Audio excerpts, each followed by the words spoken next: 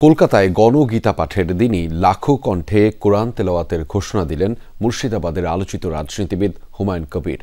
রোববার বেলডাঙ্গায় বাবরি মসজিদ নির্মাণের স্থলে গিয়ে এই ঘোষণা দিয়েছেন তিনি। এদিকে পশ্চিমবঙ্গের গণ্ডি পেরিয়ে তৃণমূল কংগ্রেস থেকে বহিষ্কৃত নেতা হুমায়ুনের বাবরি মসজিদ নির্মাণের সিদ্ধান্ত উত্তাপ ছড়াচ্ছে গোটা ভারত জুড়েই।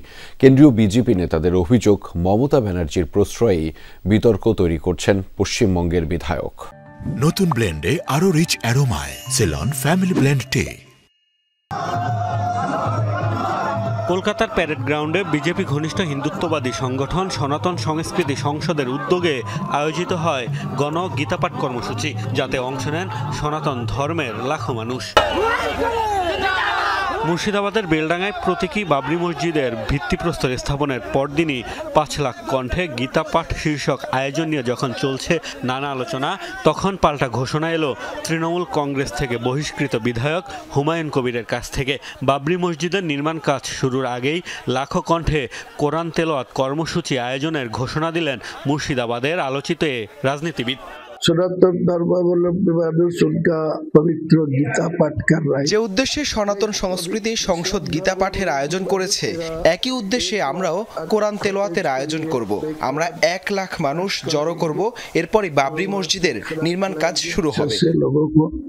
পশ্চিমবঙ্গের গণ্ডি পেরিয়ে হুমায়ুন কবিরের বাবরি মসজিদের ভিত্তিপ্রস্তর স্থাপনের ঘটনায় এখন তোলপাড় শুরু হয়েছে ভারত জুড়ে। কেন্দ্রের ক্ষমতাসীন বিজেপির অভিযোগ, মুখ্যমন্ত্রী মমতা ব্যানার্জির প্রশ্রয়েই ধর্মীয় ইস্যু নিয়ে বিতর্ক তৈরি করছেন হুমায়ুন।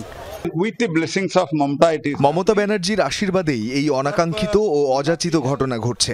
বাবরি মসজিদ নির্মাণের সিদ্ধান্ত ছিল তৃণমূল কংগ্রেসের, এখন তারা হুমায়ুনের বিরুদ্ধে পদক্ষেপ নেওয়ার নাটক করছে। ও রাজনৈতিক গুন্ডে। পশ্চিমবঙ্গে মমতা দিদির নির্দেশে রাজনৈতিক গুন্ডারা কাজ করে। হুমায়ুন কবিরের বাবরি মসজিদের ভিত্তিপ্রস্তর স্থাপন সম্পূর্ণরূপে জাতীয় স্বার্থের বিরুদ্ধে। আমাদের ভারত সনাতন সংস্কৃতি এবং সভ্যতার অধিকারী একটি হিন্দু রাষ্ট্র। রাজ্যের বিধানসভা নির্বাচনের ৩ মাস আগে প্রতীকী বাবরি মসজিদ নির্মাণ ও গণগীতা পাঠ নিয়ে পাল্টাপাল্টি অবস্থানে রাজনৈতিক দলগুলো একে অপরের বিরুদ্ধে তুলছেন ভোট পেতে ধর্মকে ব্যবহারের অভিযোগ।